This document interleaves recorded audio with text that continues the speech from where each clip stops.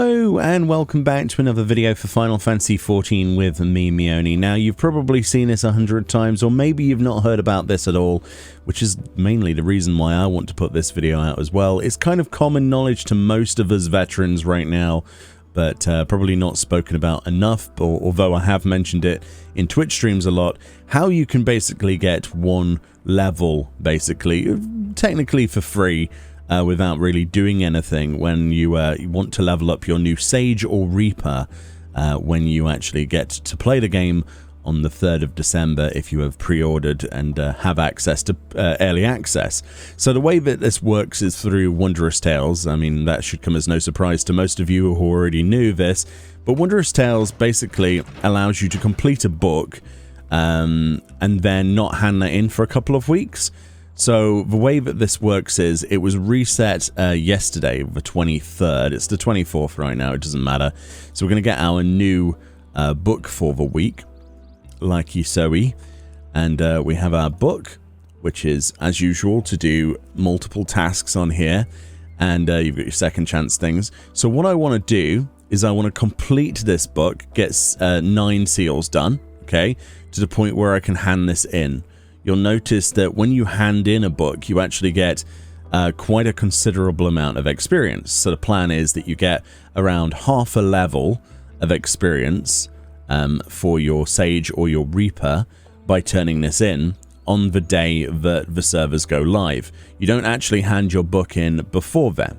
And then what essentially you would do is you would then pick up a new book on that the 3rd of December, which turns out to be Friday, from that previous week, from the Tuesday, from the, what would it be? It would be the 30th, right?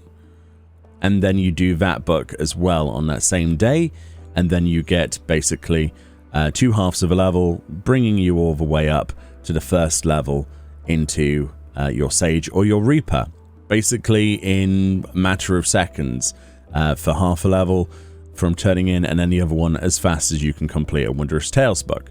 So obviously the Wondrous Tales book that you might receive on that next time might have some confusing things in it, but most of all it's just content that you can unsynchronize. So with this first book I will show you the things that I would go for. So stuff that you could do for this is, for example, the Howling Eye Extreme. I would advise keeping second chance tokens, because what you can essentially do is Howling Eye Extreme unsynced and then use a second chance token to replenish that if you wanted to. I would save those personally for that other week. That way you can just spam whatever's the easiest thing to unsync possible on this list and turn in your second book pretty quickly, within the first hour at least. So within an hour you should be able to get the first level completed in Endwalker for Sage or Reaper without doing any other content in the game. It is very, very, very simple, very straightforward, and yeah, that's the method I'm going to employ myself. I've decided to play Sage as my main healer for that. I will be playing my other healers as well, but I want to try something different, and I really enjoyed Sage. But there's going to be a lot of people who want to do this for Reaper, and this is essentially how they're doing it. Come over to Idleshire, talk to Chloe, pick up your book for this week, do it, but do not hand it back in. Then wait until the 3rd of December, hand that in when the servers go live on the expansion, then pick up the other book right then, right there, open said book, whatever it might have on it.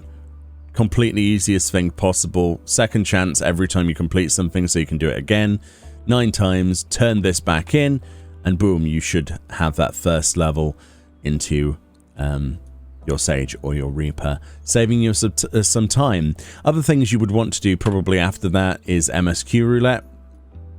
MSQ Roulette gives you pretty much near enough a level, right? It's most of the bar. So we're looking, what, level 71 and a half, maybe 72 or close to. If you did Alliance raids as well, that's not too quick. I mean, main scenario takes an hour, let's be honest, if it's Praetorium. Alliance raids takes nothing. Other people are probably going to employ things like doing Bozja and Zadnor I would advise against that personally, and the reason I say that is stuff like FC buffs, such as Heat of Battle, do not work in Zadnor or field instances. Same applies actually to your earrings and things like that. Where is it? Is this the one? There it is, Memphina's earring. Yeah, so like this will not work for your Sage or your Reaper if you go do Zadnor. So you're getting 30% extra when you're below level 80, okay? So this is going to be, you equip this, yeah, you put your Heat of Battle buff on if you have it, and then you're off, basically. Other things that you would probably want to go for is probably either reduce rates or back on your feet 2 is being changed, if I remember correctly. There's going to be a movement speed increase in cities as a replacement for back on your feet 2. I think that's what they said. So whether we'll have to rebuy that or not, essentially what that is changing to is resetting the sprint timer. So it's basically infinite sprint in cities. That would be really useful for some places, maybe not all places, but it's something I would do.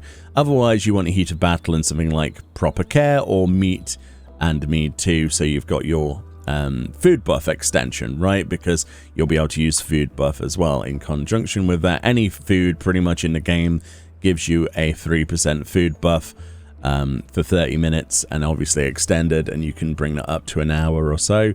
So it's really, really straightforward in terms of leveling. If you're planning to do Sage or Reaper, even if you don't plan to do them in a super speedy way, this is still like common sense, good thing to do, you know? A little bit of preparation, easy peasy. You'll have less issues. But if you plan to level it in any other way, that's totally up to you. I know a lot of people are still going to hit Zadnor and Bozia instances because they just simply enjoy that, and that's totally fine. But obviously, if you want to be the most optimal that you possibly can, then you might want to look into doing your Wondrous Tales twice, and not handing in the first book until the 3rd of December, picking up the second book on the 3rd of December, completing it there and then, getting a level, doing your MSQ and Alliance Raid Roulette, and then pretty much dungeon spamming your way to level 80. I'm pretty sure that's the way that I will do it. It should take maybe a day, something like that. I don't know. Depends how much I want to know life it. But there we go. I thought I'd share what I'm going to do. Little tips and tricks. I know other YouTubers have already covered this. I don't know if my audience fully knows about this. I wanted to make it known. There we go. There's a video on it.